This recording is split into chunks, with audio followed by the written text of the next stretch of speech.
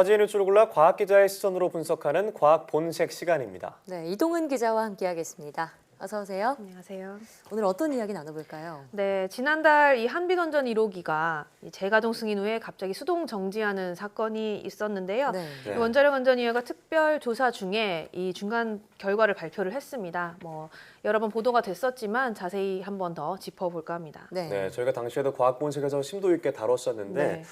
발표를 보면 결국 인재다 이런 결론이 나왔는데요. 네. 그 과정을 다시 한번 짚어주시죠. 네, 전반적인 과정을 한번 살펴보면요. 지난 5월 9일에 이 한빛 1호기가 재가동 승인을 받았습니다. 이후에 이 제어봉 성능 시험을 진행을 하는데요. 이 현장 이 조사 결과 발표를 하는 현장에서도 그렇고 많은 분들이 왜 재가동 승인이 난 뒤에 이렇게 자꾸 사고가 나는 건가 이런 예. 의문을 가지시던데요. 우선 이 재가동 승인이라는 게 임계 허용이라는 겁니다. 그러니까 정상적으로 가동을 해도 된다라는 허가가 떨어진 상태인데 네. 실제로 구동하는 과정에서 일어나는 이 출력 상승에 대해서는 추가로 다양한 검사를 진행을 해야 됩니다. 네. 이 제어봉이 한마디로 원자로의 브레이크 역할이기 때문에요. 이 제어봉이 설계한 대로 출력을 잘 제어할 수 있는지 여러 상황에서 검사를 진행을 해야 되는 건데 네. 이번에도 이 제어봉 검사 과정에서 이 사고가 일어난 겁니다. 예. 예. 이제 이렇게 9일 21시 30분부터 이 제어봉 능력 시험을 진행을 하게 되는데요. 3번을 실시를 합니다. 그런데 이상하게 심각한 오류가 계속 발생을 하게 되고요. 예. 그래서 시험 방법을 한번 바꾸게 되죠. 그리고 10일 새벽 3시부터 이 바뀐 검사법으로 다시 시험을 시작합니다. 네. 이후에 오전 9시 6분에 처음으로 2단의 편차가 발생을 합니다. 네. 여러 번 들으셨겠지만 제어봉은 일정하게 같이 움직여야 되는데 이렇게 편차가 발생했다는 건 문제가 있다는 겁니다. 그렇습니다. 그래서 이 한수원이 제어봉을 넣었다 뺐다를 반복을 하면서 편차를 조정했고요. 10시 13분에 다시 이 시험을 시작을 합니다. 이때 이 기준이 되는 제어봉이 4개씩 2그룹 모두 8개였는데 이 가운데 네. 하나에서 이 보시는 것처럼 갑자기 12단의 편차가 발생을 하는 겁니다. 예. 그럼 이 제어봉을 다시 균일하게 정렬을 해야겠죠. 이때 이 100단을 기준으로 맞추기로 합니다. 그러니까 이 제어봉을 100단까지 뽑아서 정렬을 해서 이 편차를 조정을 하려고 하는 건데 여기서 이제 문제가 생기는 겁니다. 제어봉을 100단까지 올렸더니 갑자기 열출력이 18.1%까지 발생을 한 예. 겁니다. 이게 지금 10시 31분 경이었고요. 이 과정에서 이 증기 발생기에 경보가 울리면서 주 급수 펌프가 자동으로 멈추니까 보조 급수 펌프가 기동이 됐죠. 이후에 이제 조사가 시작이 됐고 이 수동 정지된 것은 이 12시간 만인 22시 2분입니다. 예. 네. 자, 그러니까 제어봉을 조작하는 그룹 간의 편차가 생겼는데 네. 이를 맞추려는 과정에서 열 출력이 급증했다. 네. 이렇게 짚어보니까 좀 이해가 되는데요. 자, 그럼 이번 중간 발표에서 드러난 가장 큰 사고 원인은 무엇인가요? 우선은 계산 착오 문제를 들 수 있을 것 같은데요. 네. 제어봉을 뽑으면 위로 뽑으면 이 핵분열이 일어나게 됩니다. 예. 그러면 네. 이 100단까지 제어봉을 뽑았을 때 열출력이 얼마나 높아질지 미리 반응도를 계산을 해야 네. 됩니다. 여기서 이 담당자인 원자로 차장이 결과를 잘못 계산을 하게 된 거죠. 예. 당시 원자로 차장은 계산할 때 참조해야 하는 설계 문서를 잘못 인용한 것으로 이 조사 결과 드러났는데요. 한마디로 이 문서 자체를 잘못 본 겁니다. 네. 그래서 결국 제어봉을 100단까지 뽑아도 아마 열출력이 기준치를 넘지 않을 것이다 이렇게 예상을 했고요. 이 부분은 사고 직후에 한손 측도 인정을 했고 네. 드러난 원인이기도 했습니다. 예. 네.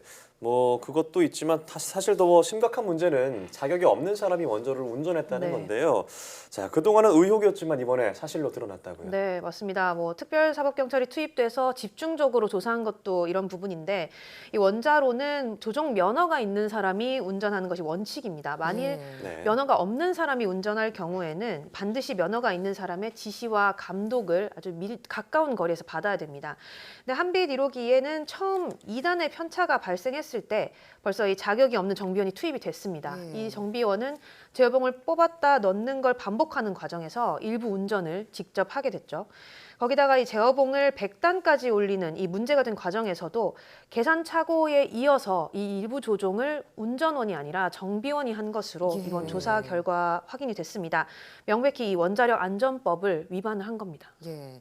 자, 감독자의 지시 감독 없이 무면허자인 정비원이 제어봉을 운전했다. 네. 사실 이거 정말 심각한 문제가 아닐까 싶은데요. 네, 네. 그렇습니다. 게다가 이 열출력 계산을 잘못했던 원자로 차장의 경우는 실제 이 한빛 1호기를 운전해본 경험이 없습니다. 예. 그래서 이 제어봉 시험 과정에서 오류가 발생했을 때 앞서 이 시험 방법을 바꿨다고 말씀을 예. 드렸는데요. 이 제어봉 성능을 시험하는 방법이 두 가지가 있습니다. 뭐 어떤 것이든 사실 선택해서 쓰면 되는 거고요.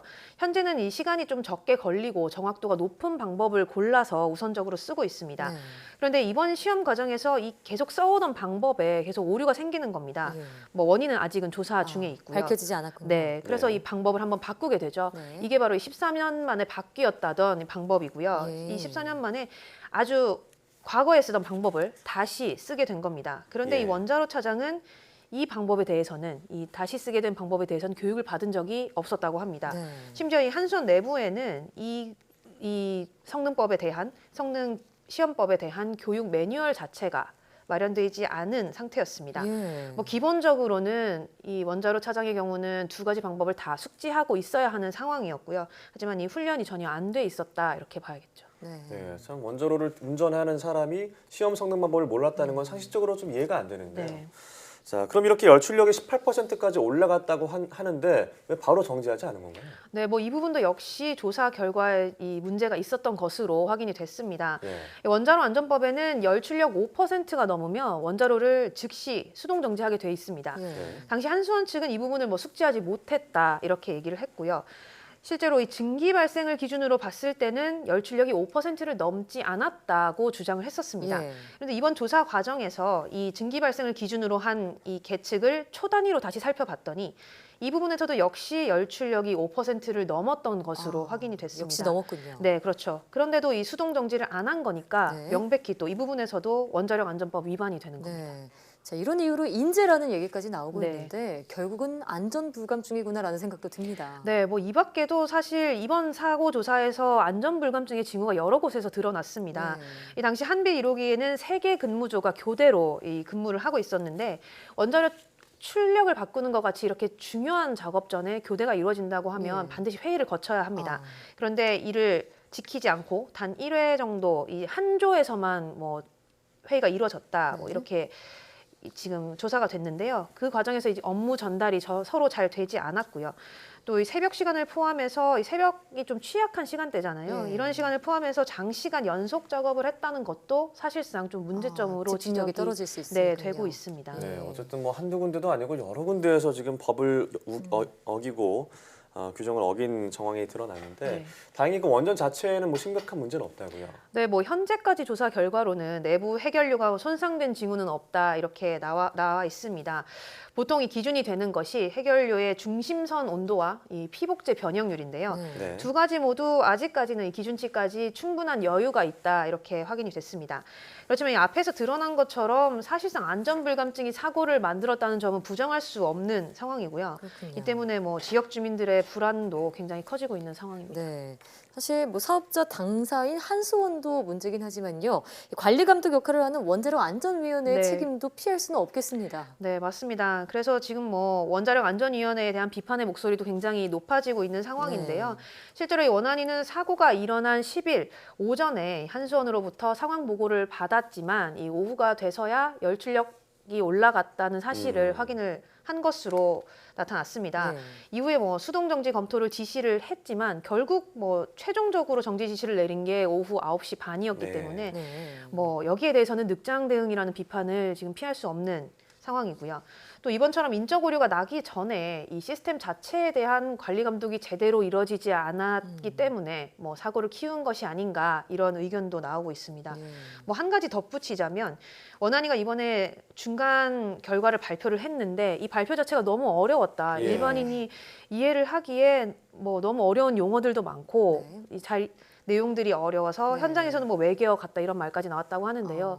우리가 들었을 때 이해를 할 수 없는 내용이기 때문에 그렇습니다. 일반인들의 공감을 살 수 없었다 이런 지적도 나오고 있습니다. 네, 맞아요. 저도 봤는데 너무 어렵더라고요. 그렇죠. 좀 쉽게 네. 설명했으면 어땠을까라는 아쉬움도 네, 있네요. 맞습니다. 자, 그럼 앞으로 어떤 조치가 이루어지게 되나요? 네, 뭐 현재 이 원자력 안전법을 위반한 부분에 대해서는 이 광주지방검찰청이 이 혐의자들을 대상으로 수사를 지휘 중입니다. 네.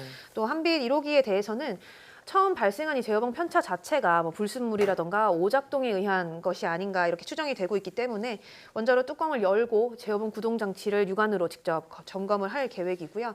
뭐 지금까지 조사 결과를 바탕으로 추가 조사를 진행을 하고 또 예. 재발 방지 대책을 마련을 해서 아마 종합 결과를 빠른 시일 안에 발표할 것으로 보입니다. 네. 일단 내부 핵연료 손상 징후가 없다는 점은 정말 다행이지만요. 어쨌든 이 중간 조사 결과가 인재로 났다는 점에서 책임을 피하기는 힘들 것 같습니다. 맞습니다. 네, 앞으로 나올 종합 결과도 계속 기다려보도록 하죠. 네. 오늘 말씀 잘 들었습니다.